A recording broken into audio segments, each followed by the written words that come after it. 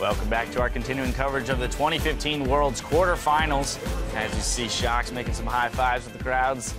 Earlier, we asked you to show us how you at Worlds, and one fan writes in, can't watch, but listening and driving is not against the law. A little audio only, Bluetoothing into the car. That's a dedicated fan right there. Yeah, it certainly is. I hope he pulled over to take that photo, though, because very, very dangerous to tweet and drive at the same time. Exactly. Obey the law, please, everybody. Well, now it's time to turn our attention towards the game. You would have expected this game to go a hell of a lot quicker, given the fact that Origen started off with a 4-1 kill lead and about 2K gold within the first few minutes of the game. So what's going on there? For sure, for sure. Flash Fools had a very sloppy start where they didn't burn flashes to kind of survive, and Origen got this big lead, and they have to do a better job transitioning this into victories, because 2K at 5 minutes, it has to be a victory. Yeah, and it was weird because, you know, the runner came out and they hit the boxer a couple of times really early, but then they went back to their game plan after about 30 minutes when I guess it would pay back, and they were able to set up that really nice Baron play. And that's something that Flash Wolves are going to have to watch out for. They don't play the map as well as what Origen are, but if Origen give them another team comp like that, like Flash Wolves had everything, like that was like a no-ban comp. I do think that the comps were every team got what they wanted, but the Flash Wolves composition was not played as quickly as it should have. When you have the Rek'Sai with the LeBlanc, you need to be all over the map, just hunting down for kills. There was a lot of opportunities where people were just on their own, easy to pick them off, too slow. And then what happened was the composition from Origen, eventually, 5-man deathball, you're not going to be able to get into that just with a Black Shield. When you're LeBlanc, who is basically melee range for his spells, and Jinx is going to be kept at bay with the wall with the Anivia ultimate. So either Flash Wolves play faster or resort to a more 5-man deathball composition similar to Origen. I like what both teams did with the draft.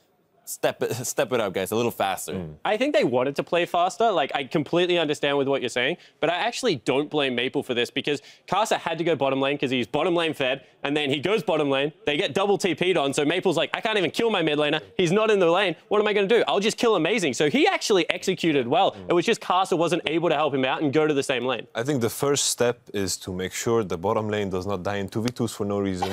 Make sure Karsa doesn't use your die flashes. Yeah, use your summoner spells, because I feel like there was too much nerves. Because if you are going to give away an advantage like this, you're not going to be able to play to your composition strength, which was in the mid lane, as you highlighted. Now, let's keep in mind that the teams are switching sides. So, of course, we have the blue-red side conundrum, where we expected blue to have a pretty large advantage. Well, Origen wins their first game on red, so that's already a great start for them. What kind of changes do we expect them to make having that first pick? I think Origen's composition can draft very similar regardless of side and then still be changed a lot. So, for example, the Darius Gragas really don't change how the comp is going to go. Then with the last two picks, the Anivia and the Sivir are really the things that can vastly change the composition. So you can really switch it up with things like a Twisted Fate and a Vayne as your last two picks, because the carries are really the highlight of Origen with Expected and Neil. So I think that Origen really has a nice, I guess, blue side advantage this time around because there's only two carries. They're not really worried about SOAS. Yeah, they also get to ban the Morgana, which came up huge in a couple of team fights. Didn't win in the end, but there were some team fights that he went nuts in that game, sort of. Well, game one is in the books. It's time to step inside the arena as Origen and the Flash Wolves load up for game two. As we hand it off to the caster, Sword Art says that as we saw in game one, the Flash Wolves will have to look out for Origen's late game if they want to win.